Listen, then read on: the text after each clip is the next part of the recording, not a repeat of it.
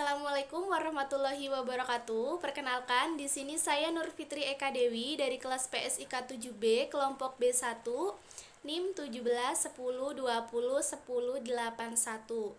Saya membuat video ini untuk memenuhi evaluasi praktikum keperawatan gerontik. Di video kali ini saya akan menjelaskan mengenai inkontinensia urin, lalu pengkajian inkontinensia urin, dan yang terakhir saya akan menjelaskan senam Kegel bagi lanjut usia. Jadi saya akan menjelaskan terlebih dahulu mengenai inkontinensia urin. Inkontinensia urin atau yang lebih dikenal dengan beser sebagai bahasa awam, ini merupakan keluhan utama yang sering diderita atau dirasakan oleh usia lanjut. Inkontinensia urin ini adalah pengeluaran urin tanpa disadari dalam jumlah dan frekuensi yang cukup sehingga mengakibatkan masalah atau gangguan kesehatan. Variasi dari inkontinensia urin ini meliputi keluar hanya seberapa tetes urin saja atau sampai benar-benar banyak. Bahkan terkadang juga disertai inkontinensia alfi atau disertai pengeluaran feses. Yang kedua, di sini saya akan menjelaskan mengenai pengkajian inkontinensia urin. Jadi, alat dan bahan yang dipersiapkan yaitu format pengkajian inkontinensia urin. 1. Kita mengkaji inkontinensia urin akut. Jadi di sini yang dimaksud akut itu jika mengompol merupakan suatu kejadian yang baru dialami atau dalam beberapa hari dan atau berhubungan dengan penyakit akut. Di sini kita kaji kepada pasien, kita gali terkait ISK, konstipasi, gangguan mental, imobilisasinya itu bagaimana, pengaruh obat, apakah ada sindrom metabolik seperti DM dan hiperkalemia. Kalau sudah, kita lanjut untuk mengkaji inkontinennya. Kita terlebih dahulu gali dulu riwayat pasiennya dengan menanyakan apakah Anda mengeluarkan urin padahal Anda tidak ingin BAK, ya atau tidak. Lalu pertanyaan selanjutnya, apakah Anda pernah memiliki masalah untuk ke kamar mandi tepat pada waktunya sehingga BAK di celana atau tempat tidur? Jawabannya ya atau tidak. Pertanyaan selanjutnya, apakah Anda pernah menggunakan bantalan atau pampers untuk melindungi Anda dari ngompol? Ya atau tidak. Setelah kita mengkaji riwayat, kita selanjutnya ke pertanyaan selanjutnya.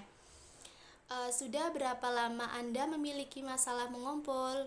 Ataukah 1 dari 4 minggu, atau 1 sampai 3 bulan, atau 1 sampai 5 tahun, atau bahkan lebih dari 5 tahun? Pertanyaan selanjutnya, seberapa sering Anda mengompol? Apakah lebih dari 1 kali per miligram dan kurang dari 1 kali per hari? Apakah 1 kali per hari atau lebih dari 1 kali per hari, ataukah terus menerus atau tidak tentu? Pertanyaan selanjutnya, kapan Anda biasa ngompol? Terutama di siang hari, ataukah pada malam hari, ataukah siang dan malam? Pertanyaan selanjutnya, ketika Anda mengompol, seberapa banyak urin yang keluar? Yaitu lebih dari beberapa tetes atau kurang dari 1 cangkir, atau lebih dari 1 cangkir, atau tidak tentu atau tidak tahu. Selanjutnya pertanyaannya yaitu apa yang menyebabkan Anda mengompol?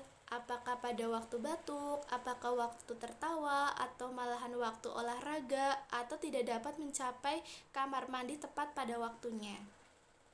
Selanjutnya, seberapa sering biasanya Anda secara normal itu BAK? Apakah 6 sampai 8 jam, apa 3 sampai 5 jam, ataukah 1 sampai 2 jam, atau tiap jam atau lebih sering?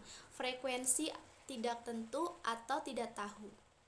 Pertanyaan selanjutnya, apakah Anda bangun pada malam hari untuk BAK? Jika iya, 1 sampai 3 kali, atau iya lebih dari 3 kali, atau iya tetapi frekuensi tidak tentu. Pertanyaan selanjutnya, ketika Anda merasa kandung kencing Anda penuh, berapa lama Anda dapat menahannya? Untuk jawabannya, selama saya ingin atau hanya beberapa menit saja atau kurang dari 1 sampai 2 menit atau tidak dapat menahan sama sekali atau tidak dapat mengetahui kapan kandung kencing itu penuh. Pertanyaan selanjutnya, apakah Anda mengalami hal berikut ketika BAK? Kesulitan untuk memulai mengeluarkan urin tidak lancar atau pelan, menahan atau mengejar untuk berhenti, merasakan tidak nyaman atau sakit, atau merasa terbakar dan terdapat darah dalam urin. Pertanyaan selanjutnya, apakah Anda menggunakan salah satu alat di bawah ini untuk menolong Anda dari mengompol? Ataukah pengalas di tempat tidur, ataukah pampers, atau bantalan, atau pembalut, atau pengobatan, atau pispot, kateter, dan lain-lain.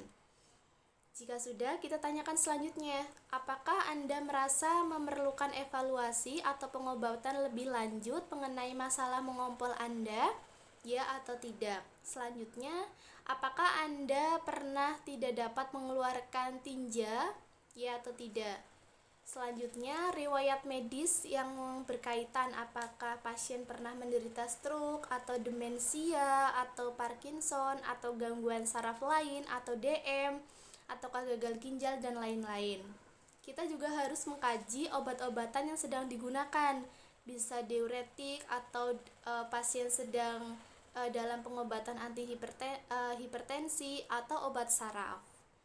Itu tadi untuk pengkajian inkontinensia urin. Jadi untuk pengkajian ini itu tidak dinilai jumlah skornya, tetapi apabila dari pertanyaan dan jawabannya ini beberapa mengarah kepada inkontinensia urin, itu bisa masuk ke dalam kategori inkontinensia urin. Seperti itu.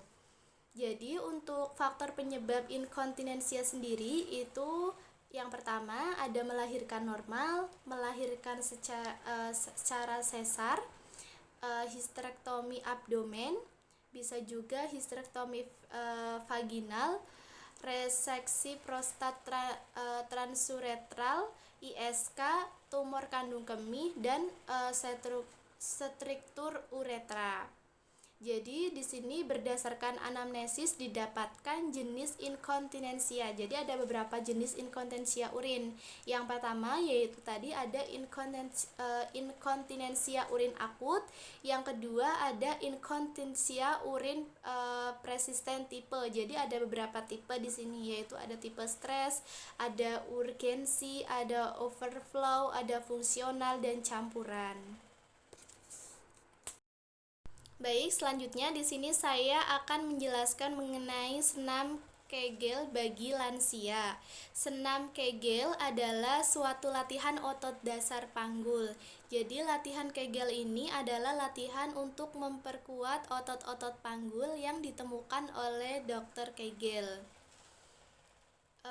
Lalu di sini saya akan menjelaskan mengenai manfaat latihan Kegel pada lansia. Di sini manfaatnya yaitu 1. Vagina lebih kuat oleh adanya otot-otot panggul yang kuat. Yang kedua, bersin dan batuk. Nah, di sini ada Kegel Exercise atau latihan otot panggul, merupakan upaya untuk meningkatkan kekuatan otot panggul dengan latihan Kegel. Kegunaan Kegel Exercise pada lansia yang pertama yaitu untuk menguatkan otot-otot yang mengontrol alur dari urin atau air seni. Yang kedua, untuk wanita itu dapat mencegah prolaps uteri atau turunnya rahim, mengencangkan otot-otot vagina sehingga cengkraman vagina pada penis saat bersenggama bertambah kuat, mengakibatkan kepekaan rangsangan vagina itu bertambah. Yang ketiga, pada pria itu untuk mengatasi urge inkontinensi untuk keinginan berkemih yang sangat kuat sehingga tidak dapat mencapai toilet tepat pada waktunya, meningkatkan kemampuan mengontrol dan mengatasi ejakulasi dini serta ereksi lebih lama. Di sini untuk persiapannya hanya dapat dilakukan pada klien yang fungsi kognitifnya masih baik. Yang kedua, kebersihan terletak pada keinginan maksud saya keberhasilan terletak pada keinginan dan kedisiplinan klien. Yang ketiga, beri motivasi untuk melakukan latihan. Adapun persiapan peralatan yaitu arloji, matras atau karpet, tape recorder plus lagu pelengkapnya. Lalu kita sediakan ruangan yang nyaman dan tenang.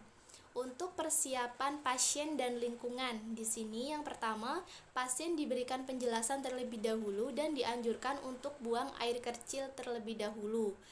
Yang kedua, pasien dipersiapkan untuk mengikuti senam. Yang ketiga, yaitu pasien dipersilahkan duduk di atas matras atau karpet. Di sini kita jelaskan dulu terkait senam Kegel itu seperti apa. Lalu setelah kita jelaskan, kita langsung mulai untuk melakukan senam Kegelnya. Jadi yang pertama yaitu posisi duduk tegak pada kursi dengan panggul dan lutut tersongkong dengan rileks. Setelah kita mengarahkan posisi duduk ini kepada lansia, lalu lansia ini disuruh untuk mencoba gerakan ini. Setelah itu, gerakan yang kedua yaitu badan sedikit membungkuk dengan lengan menyangga pada paha. Yang ketiga, konsentrasikan kontraksi pada daerah vagina, uretra, dan rektum. Jadi kita instruksikan kepada lansia untuk lebih berkonsentrasi kontraksi pada daerah vagina, uretra, dan rektumnya. Untuk yang keempat yaitu kontraksikan otot dasar panggul seperti menahan defekasi dan berkemih. Setelah sudah, kita lanjut ke gerakan selanjutnya yaitu rasakan kontraksi otot dasar panggul. Yang keenam, pertahankan kontraksi sebatas kemampuan. Jadi kurang lebih 10 detik. Selanjutnya kita anjurkan pasien untuk rileks dan rasakan otot dasar panggul yang rileks. Selanjutnya, kita kontraksikan otot dasar panggul lagi. Pastikan otot berkontraksi dengan benar tanpa ada kontraksi otot abdominal. Contohnya, jangan menahan nafas. Kontrol kontraksi otot abdominal dengan meletakkan tangan pada perut.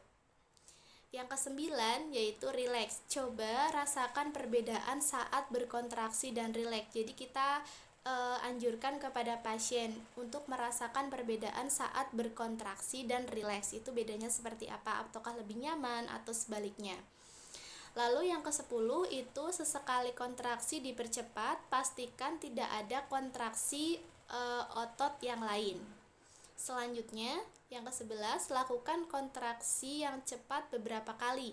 Pada latihan awal, lakukan 3 kali pengulangan karena otot yang lemah akan mudah lelah. Selanjutnya atau yang ke-12 di sini yaitu latih untuk mengontraksikan otot dasar panggul dan mempertahankannya sebelum selama aktivitas tertawa, batuk, bersin, mengangkat benda dari kursi atau tempat tidur dan jogging. Jadi di sini untuk meminimalisir inkontinensia urin. Yang ke-13 yaitu target latihan ini adalah 10 kali. Jadi kontraksi lambat dan 10 kali kontraksi cepat. Tiap kontraksi dipertahankan selama 10 hitungan. Lakukan 6-8 kali dalam sehari atau setiap saat dapat melakukannya. Untuk keterangannya di sini apabila 0 itu tidak senam sekali dan tidak dilakukan. 1. Tindakan dilakukan hanya sebagian kecil ditampilkan. 2. Tindakan dilakukan sebagian besar itu ditampilkan. Yang ketiga, tindakan dilakukan dengan sempurna. Nah, itu tadi untuk penjelasan mengenai senam Kegel bagi lansia. Tadi saya sudah menjelaskan mengenai inkontinensia urin, pengkajian inkontinensia urin, dan senam Kegel bagi lansia. Itu saja yang dapat saya sampaikan. Apabila terdapat kekurangan, saya memohon maaf. Wassalamualaikum warahmatullahi wabarakatuh.